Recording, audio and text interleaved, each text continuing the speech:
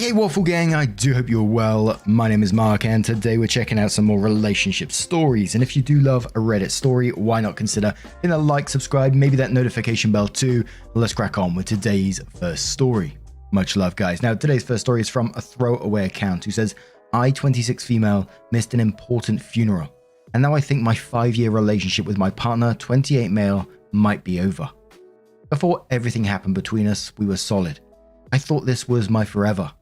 We've lived together for the past 3 years and I've always loved him and the way we supported and helped each other. He used to say we were family and we'd always look after each other. This year was my final year in uni. To get my, and it says March, M-A-R-C-H, which is like a master's degree to become an architect. Or so I've briefly looked. I'm not sure if you pronounce it that way either. And my part 2 exemption to become an architect. In March this year, the final printed copy of my research project was due. Basically a culmination of the past 7 years of my education. Unfortunately, in this time, my partner's grandmother passed away. This woman basically raised him when both his parents couldn't deal. They were incredibly close. In her final years, she got dementia, but she always remembered him and their little inside jokes. He loved her so much, probably more than anyone else in the whole world. Over those few weeks after she passed away, I tried to spend a lot of time with him. I took him to the archdiocese and we lit candles and walked through the gardens and talked about his grandmother.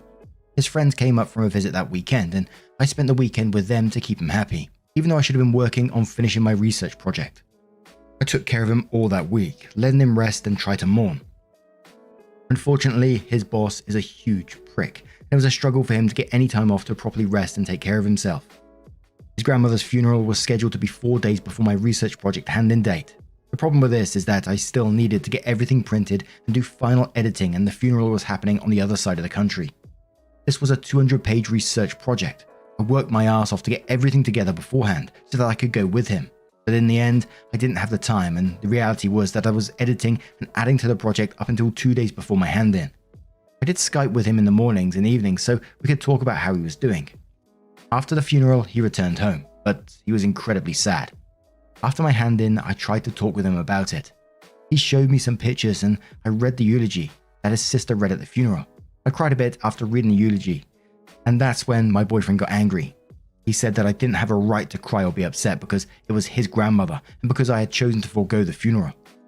Things have just gone downhill since then. It's been 2 months. On top of my research project, I also had my regular work to finish over the past 2 months. It's just been a very busy time in my life. My boyfriend went through a similar experience the year before, where I helped him and supported him through his work, and he tried to help me and support me through mine. But the entire time, he was cold and distant. At one point, he even admitted to me that he didn't want to help me, and he couldn't be bothered. So this all came to a head recently, when I confronted him about how he's been distant and the way he's been treating me, ignoring me all day, being rude, distant, and sometimes downright nasty to me. He basically said he can't forgive me for missing his grandmother's funeral, and he doesn't think he ever will. At this point, I will admit that I lost it. I was put in a situation where I had to choose between my relationship and my education, and it's only in hindsight that I see it. I was overwhelmed and upset that I hit my head against the wall hard and screamed, but only because I've never been in so much emotional pain in my life. I didn't know how to handle it, so I handled it poorly. Since then, things have not gotten better. We've tried to talk it over calmly, but a few days ago, he lost it and went on this rant about how terrible his life is and how hurt he is. There was a lot more going on with his family than I knew, including that his father used to beat him badly and his grandmother would protect him. I never knew this about his father, though I knew they had an incredibly strained relationship. I've suggested therapy, but he has said he's not up for it. We talked about a solution and he thinks I need to go back to my home country by myself for a few weeks and be with my family, and to leave him alone for that time so that he can think and mourn alone. He also said that he is thinking about moving out of our flat at the end of the summer to go live with some friends, but he said that he wants us to stay together. I think at this point the relationship might be over. I don't know how to show him that I'm sorry I missed the funeral, but there was no other option for me. I love this guy so much, but if this is how our relationship is going to be, I don't think I can do it. I need perspective on this issue. Maybe some advice on how to apologize properly, and if not, maybe some advice on how to end the long-term relationship. For me in this one, I can get he's grieving in this situation, but I also think he's being unfair. OP in this one sounded like they was being incredibly understanding and supportive to OP throughout this. And he's just put OP in a really difficult position in this one, in that, he said he can't forgive her for not attending the funeral. There's no way coming back in that case, is there? And like I said, I get people grieve in all sorts of different ways, but it's still not right when, quoting OP here, ignoring me all day, being rude, distant, and sometimes downright nasty to me. You can't grieve someone by being abusive to your own partner, someone that you love.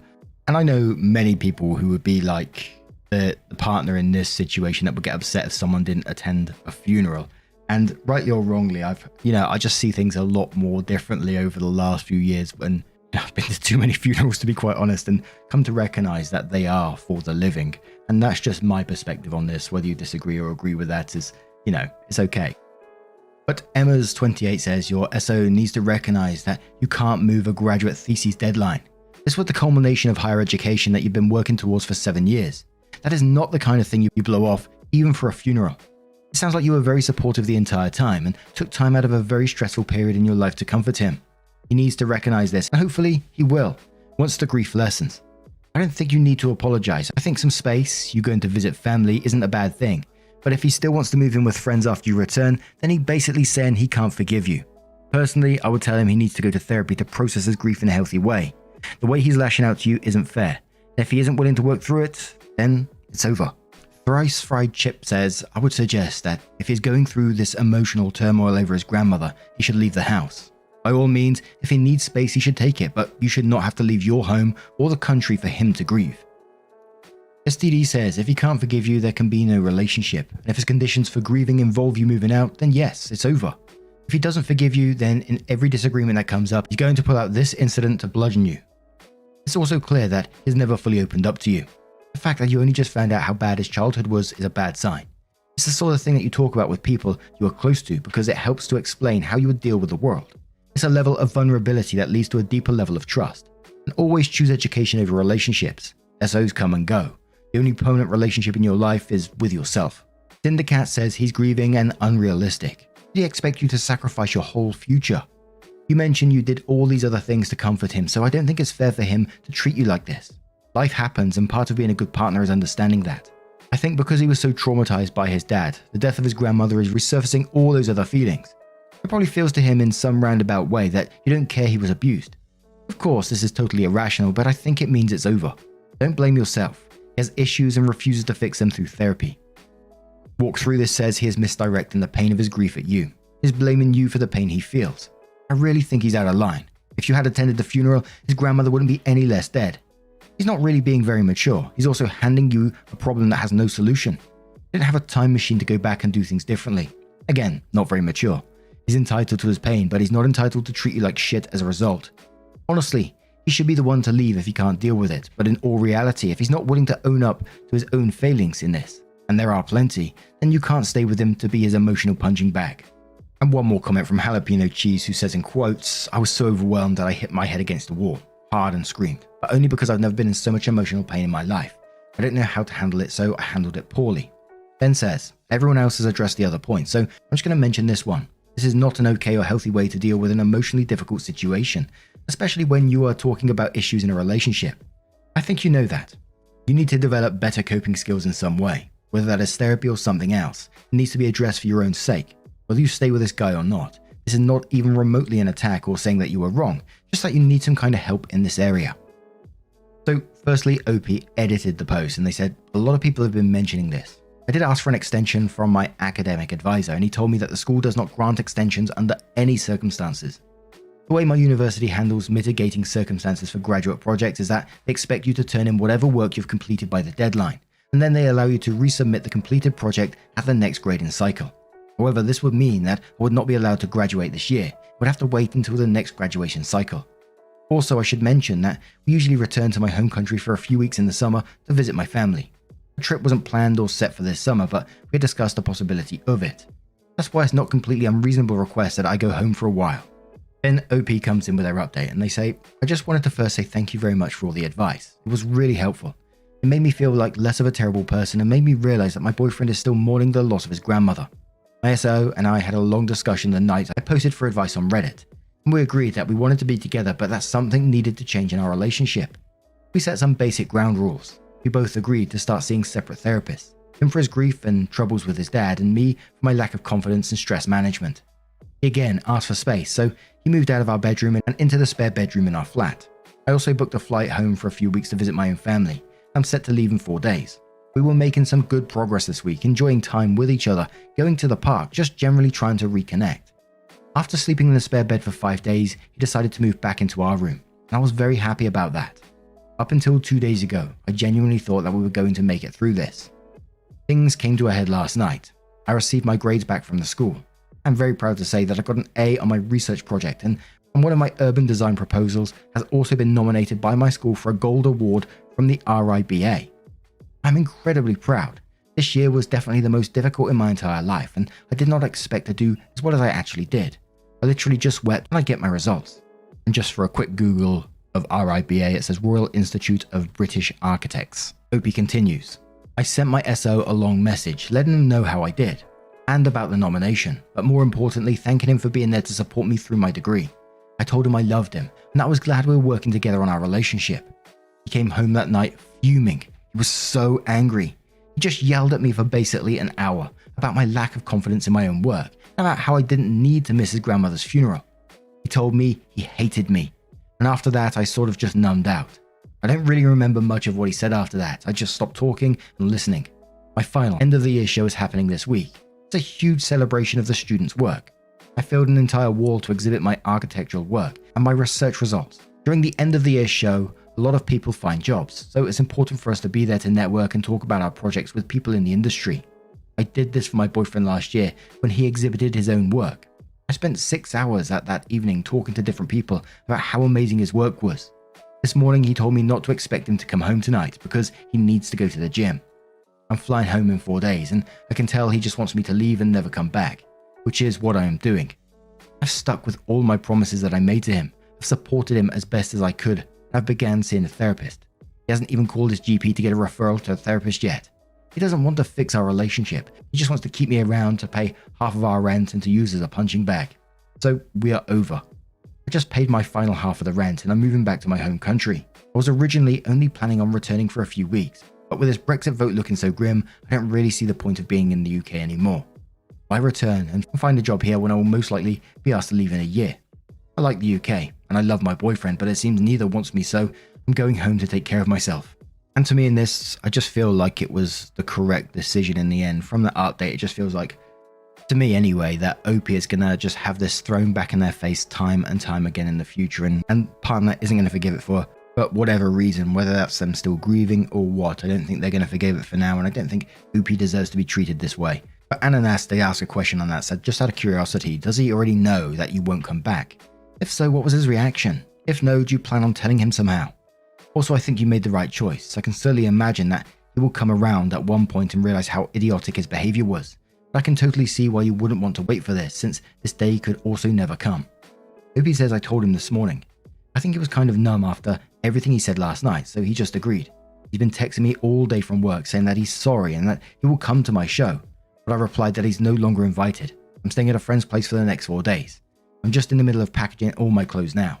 I don't care about all the furniture in the flat, and I'm leaving my bike and instruments with my friend, so she can use the bike and take care of my instruments.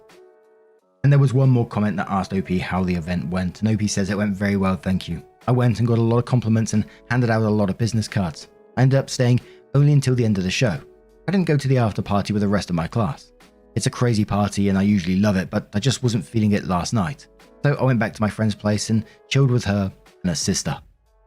And that was Opie's final comment on the issue, so I can only think that they've moved on and hopefully living their best lives right now. And I always find it difficult, not difficult talking about grief and things, but just how messed up it can make you. Like I've discussed in many of my videos, and you're probably sick of hearing it, to be quite honest. You know, I lost a whole bunch of family members, like God knows how many funerals I've been to in the last few years. The absolute roller coaster of emotions, numbness, pain, crying, breaking down in tears randomly. It can absolutely tear you apart. But at the same time, you know, whenever we talk about stories like this and we say mental health, grief, whatever it may be, is no excuse. Just be an arsehole or be verbally abusive or whatever that we were seeing in this particular story. There's not an excuse for that. But now I'm going to turn this one to you guys. What do you guys make of this situation? Let me know your thoughts down in the comments below. Let's have another story. And our next story comes from the Am I the Arsehole subreddit from Not a Mazda, who says, am I the arsehole for blowing up at my pregnant sister? My 27 female sister, 26 female, is amazing but kind of spoiled / high roller type. Our parents have lots of money. My sister has never been shy about using it / asking for it as far as I know. Her wedding cost around $80,000. She got a nose job costing $10,000, new car costing around $60,000, bridal shower $8,000, down payment for house, I don't know how much that was. She tried to take over the family business, where I was excluded completely, but it didn't work out. She also doesn't work at all and hasn't for a couple of years. She's a hard worker when she does work. Also, my parents gave her a $300K empty property. I never asked my parents for literally anything, although of course I have never gone without. School paid for, car for myself, etc. They give me money sometimes to even it out. I work 2 jobs. I've been given a lot to be honest, but not nearly the amount she has, although they are working on it. Brings me to the issue.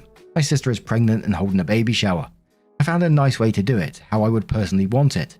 Less expensive, homey, cozy, etc.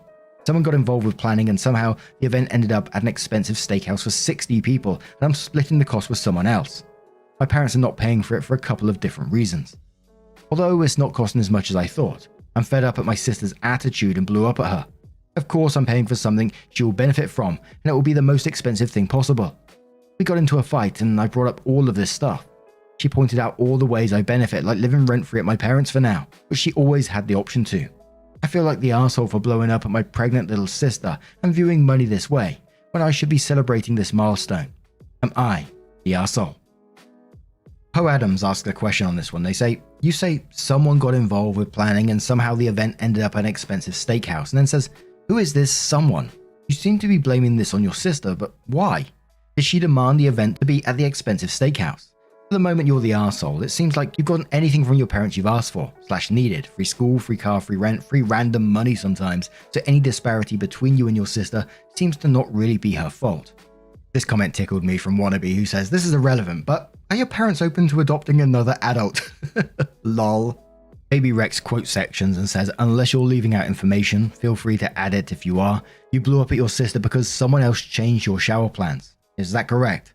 Because you say you're fed up of your sister's attitude, but did not give a single example of her having an attitude the whole post. You choose to be the martyr and not use your parents' money, though you admit they pay for your school, living situation, and give you money to even it out.